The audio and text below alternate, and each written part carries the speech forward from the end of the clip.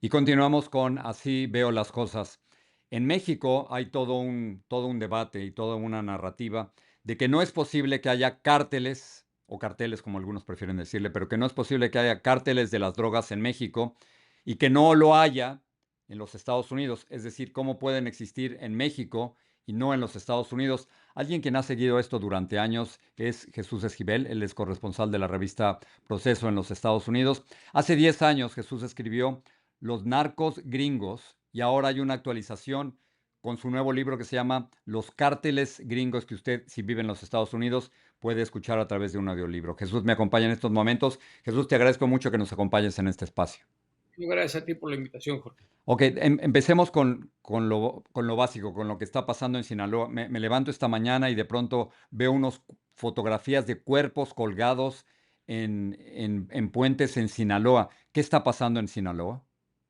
Pues se ha recrudecido el conflicto entre el grupo de los Chapitos y los hijos de Ismael El Mayo Zambada García por hacerse dueños de la plaza y también por la intervención del gobierno federal, que recordarás ha movilizado a por lo menos 10,000 elementos federales del ejército a esa región para tratar de estabilizar este conflicto armado y la violencia. Es una recomposición del cártel de Sinaloa en ese estado, Jorge, sobre todo porque pues en Estados Unidos sus líderes, en el caso del Mayo, están negociando un acuerdo y dos hijos del Chapo Guzmán, Iván y Joaquín, están también negociando con la Corte Federal del Distrito Norte en Chicago, Illinois, un acuerdo y eso implica traiciones. De ahí que se pueda entender esta violencia que se ha recrudecido en los últimos días. Es mucho simplificar que se trata de los mayitos, es decir, los aliados con el Mayo Zambada, con los chapitos, los hijos o familiares del Chapo Guzmán. ¿Es demasiada la Sí, simplificación?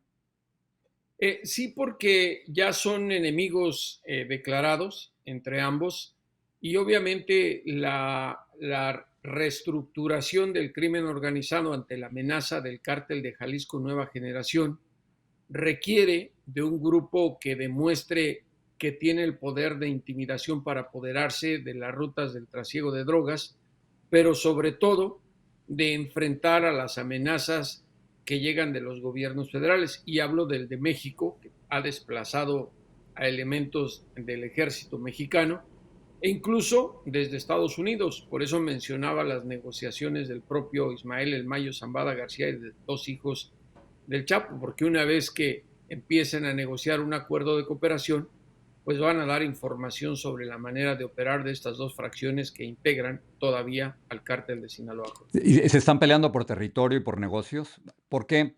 A lo mejor es demasiado ingenuo. ¿Por qué no una tregua? ¿Por qué no una tregua entre ellos? ¿Por qué no un acuerdo de paz? Porque saben que va a ser muy complicado ahora con los acuerdos que se hagan en Estados Unidos, Ya. porque lo que va a buscar el Mayo es un beneficio para que no sea sentenciado a cadena perpetua o a la pena capital, como están pidiendo los fiscales, y eso le va a costar. Va a tener que declarar en contra de la fracción de su compadre, el Chapo Guzmán, y a la inversa.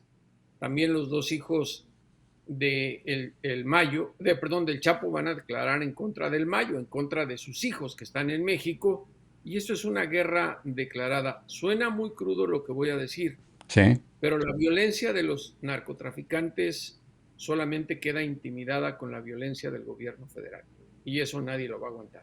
Explícame más esto. ¿A qué te refieres?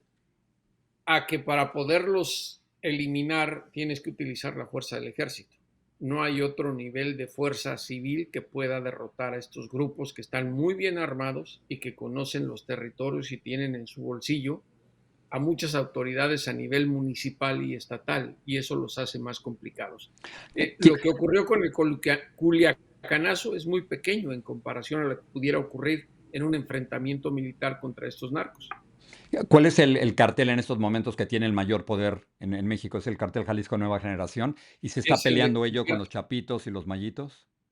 Sí, el cártel de Jalisco de Nemesio Ceguera Cervantes, el Mencho, es el que tiene en este momento mayor control porque justamente están fraccionados los otros, están peleándose entre ellos y a el Mencho le conviene esta guerra interna del cártel de Sinaloa, porque él es el que gana.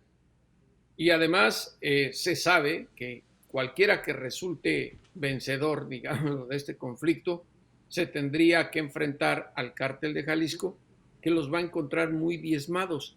Por eso es que el gobierno mexicano y el de Estados Unidos últimamente, si lo has visto, han estado actuando con sanciones y con designaciones en contra del cártel de Jalisco, porque nadie quisiera que este conflicto entre narcos afectara a más estados y más ciudades. De por sí están peleados todos, sobre Mm. todo por el trasiego de drogas sintéticas manufacturadas con fentanilo. Deja demasiado dinero, Jorge, y el Ahora, dinero es lo que quieren los la, criminales. la narrativa del gobierno federal en México es de que no hay territorios dentro de México controlados por los carteles, pero tú dices que, Sí hay, o sea, o es sea, el gobierno territorios federal controlados jamás. por los narcos y no por el gobierno. Así es, hay municipios que están totalmente bajo el mando de grupos del crimen organizado. Nunca vas a ver a un gobierno, y menos al mexicano, decir, sí, estamos superados. El gobierno federal ha dicho que hay rutas, sobre todo en la sierra, que son controladas por el crimen organizado. Y lo que está haciendo el gobierno mexicano es querer acabar con esa realidad.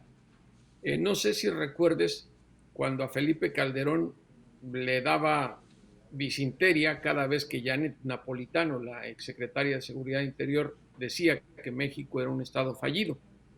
Se referían a territorios. No utilizan esa palabra ya en Estados Unidos, Ujú. pero es evidentemente claro que hay territorios dominados por grupos criminales. Lo estamos viendo en Culiacán. Déjame preguntarte, la política de abrazos, no balazos, identificó a López Obrador. Claudia Sheinbaum está a punto de cumplir un año de haber sido elegida. ¿Esa política de abrazos, no balazos, ha quedado ya a un lado? Sí, ya la dejó a un lado. Totalmente. Paulatinamente la ha dejado con las acciones que ha tomado el gobierno federal, los enfrentamientos que se han llevado a cabo, el intercambio de información con Estados Unidos, la entrega de narcotraficantes a través de extradición y expulsando a unos, dejó de lado a una política que obviamente no funcionó, que propició incluso que en algunos puntos del país aumentara la violencia porque demasiados narcotraficantes o criminales, tal vez no los grandes capos, pensaron que esa política de abrazos no balazos significaba dejarlos hacer lo que quisieran en los territorios mexicanos. Y recientemente, aunque no tienen demasiada relevancia en los medios de comunicación, Mm. ha habido estados en los cuales se están llevando a cabo detenciones en municipios que ni siquiera eran conocidos. ¿Y eso por qué? Pues porque ahí la política de los abrazos, no balazos de López Obrador no tuvo más que un efecto negativo. ¿Cómo le Y llamarías sí, a la nueva política de Claudia Sheinbaum? ¿Cómo la identificamos? de enfrentamiento con los Política de cárteles, pero enfrentamiento directo con los carteles. sí, pero utilizando mayores recursos de inteligencia, de Ok. investigación. Y ha dado resultados, por lo menos en la mañanera, y las declaraciones oficiales indican que el número de homicidios sigue bajando. ¿Eso es correcto? O sea, Sigue tus números bajando, pero coinciden. coinciden los números, obviamente también lo que ha disminuido, no como quisiéramos en México, Mm. ir esto ya se está acabando, es que los secuestros y las extorsiones también están bajando, es ahí donde están operando en los municipios. Aun cuando hay estados muy complicados, lo que más le preocupa a la sociedad es la seguridad. Claro. Y en eso sí está respondiendo. No se puede avanzar en un año, Jorge, es mi punto de vista, después de todo lo que ocurrió, la guerra militarizada contra el narcotráfico durante el sexenio de Calderón y luego el de Peña Nieto, y luego dejar todo a la deriva con abrazos no balazos, resolverlo en un año. Pero ahí está Omar García Harfuch, eh, una semana y otra no, dando a conocer reportes, y no porque le debamos creer al gobierno, sino por las detenciones que se han hecho. Y eso ya es un indicativo de que, primero, abrazos no balazos no funcionó, y segundo, de que este gobierno tiene otra estrategia.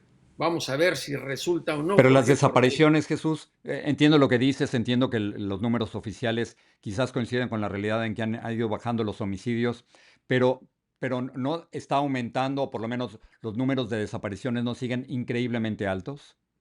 Siguen increíblemente altos, pero no siguen desapareciendo gente al mismo nivel que ocurría hace un año, hace 2, hace 3. O sea que sí ves una mejoría, sí ves un Sí, cambio. obviamente la pirámide del número de desapariciones no se va a bajar porque hay mucha gente que no la van a encontrar. Mm. Que sabemos, lamentablemente no los van a encontrar vivos. Es como hablar del caso de los 43 de Ayotzinapa. Vivos, se los llevaron vivos, los creemos. Es un lema nada más de esperanza, pero sabemos que están muertos. Ahora, es complicado y por eso te decía lo de un año, pero sí, las desapariciones siguen, pero ya no a los niveles en los que estaban. Muy bien, déjame saltar a este tema antes de dejarte ir. De nuevo, ¿se puede pensar que hay cárteles de las drogas en México y no cárteles de las drogas en los Estados Unidos? Y si es así, ¿por qué conocemos los nombres y las denominaciones y los líderes en México y no conocemos a los que gobiernan en los Estados Unidos? ¿Dónde están esos grupos delictivos en Estados Unidos? ¿Quiénes son? Mira, son clubes de motociclistas y pandilleros. Aquí hubo un cambio de estrategia que el gobierno de Estados Unidos no lo dio a conocer. Crearon una iniciativa, se llamaba Iniciativa contra los Carteles Domésticos, en el Departamento de Justicia.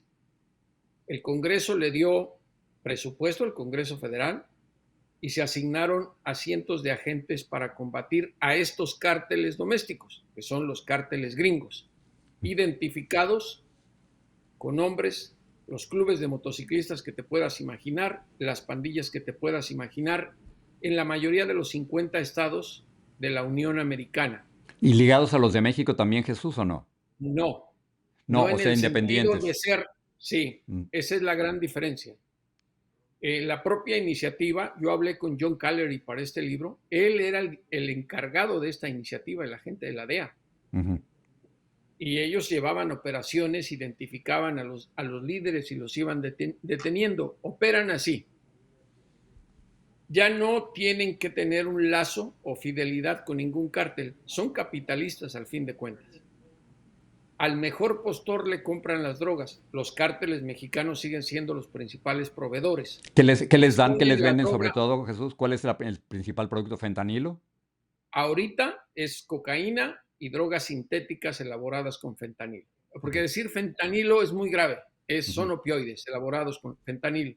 Se los ponen en la frontera y ya no dependen de los mexicanos para el transporte y distribución. Son los mismos criminales estadounidenses quienes llevan a cabo todo.